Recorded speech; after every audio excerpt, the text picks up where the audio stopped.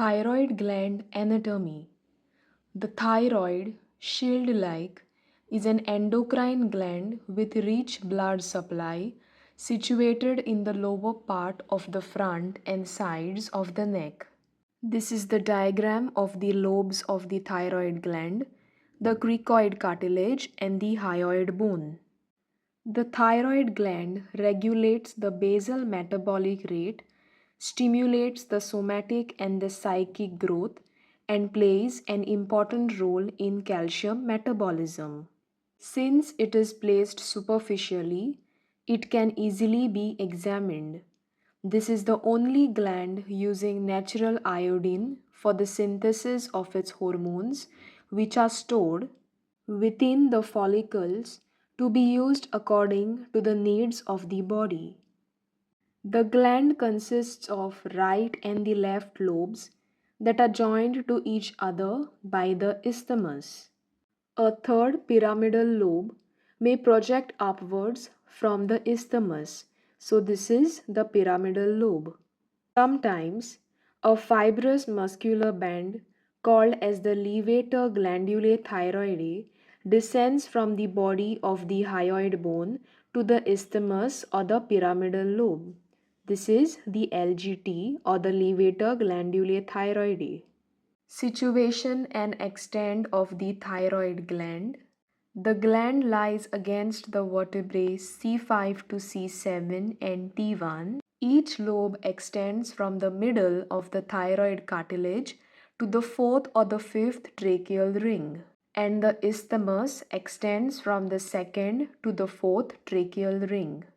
Dimensions and weight of the thyroid gland. Each lobe measures about 5 into 2.5 into 2.5 centimeter, and the isthmus is 1.2 into 1.2 centimeter.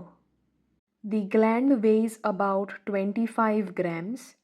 It is larger in females than in males and further increases in size during menstruation and pregnancy. Now let's see the capsules of the thyroid gland.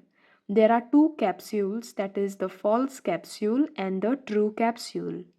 True capsule. True capsule is the peripheral condensation of the connective tissue of the gland. A deep capillary plexus is present deep to the true capsule. To avoid hemorrhage during operations, the thyroid is removed along with the true capsule. False capsule. This is derived from the pretracheal layer of the deep cervical fascia.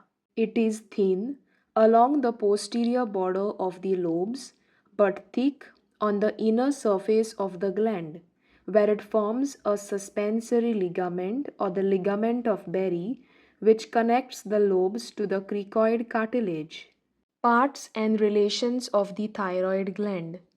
The lobes are conical in shape, having an apex directed upwards and slightly laterally. It is limited superiorly by the sternothyroid muscle.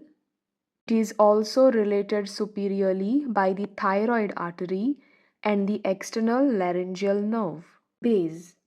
The base of the thyroid gland is at the level of the fourth or the fifth tracheal ring. It is related to inferior thyroid artery and the recurrent laryngeal nerve. This is the recurrent laryngeal nerve, which is related to the base of the thyroid gland.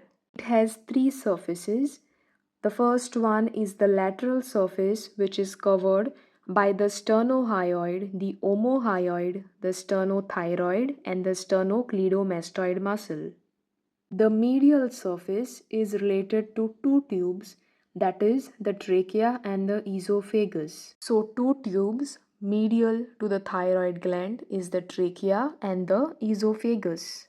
The medial surface is also related to two muscles, that is the cricothyroid and the inferior constrictor, and two nerves, that is the external laryngeal and the recurrent laryngeal nerve. The posterolateral or the posterior surface is related to the carotid sheath and overlaps the common carotid artery. It has two borders, the anterior and the posterior border. The anterior border is thin and related to the anterior branch of the superior thyroid artery. The posterior border is thick, rounded, and separates the medial and the posterior surfaces. Arterial supply of the thyroid gland. We have the anterior branch and the posterior branch of the superior thyroid artery. Then we have the ascending branch of the inferior thyroid artery, the lowest thyroid artery, and the accessory thyroid arteries. Venous drainage. We have the superior thyroid vein, the middle thyroid vein, and the inferior thyroid vein. We also have the fourth thyroid vein, which may emerge between the middle and the inferior veins and drain into the internal jugular vein. Lymphatic drainage. The lymph reaches the upper deep cervical lymph nodes either directly or through the prelaryngeal nodes.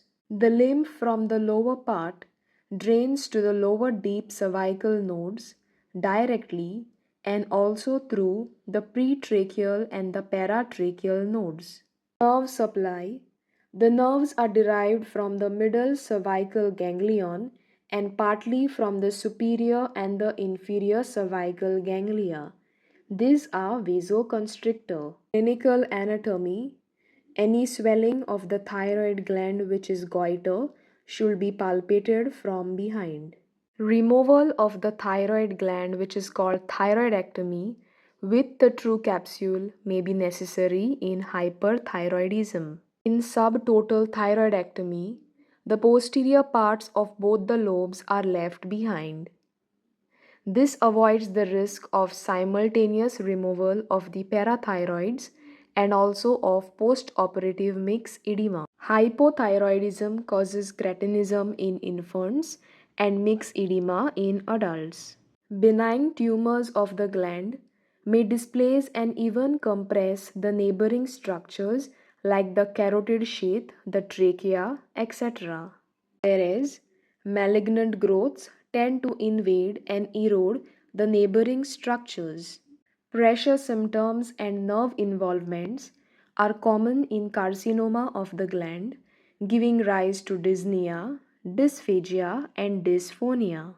Dyspnea is difficulty in breathing, dysphagia is difficulty in swallowing, and dysphonia is difficulty in producing vocal sounds.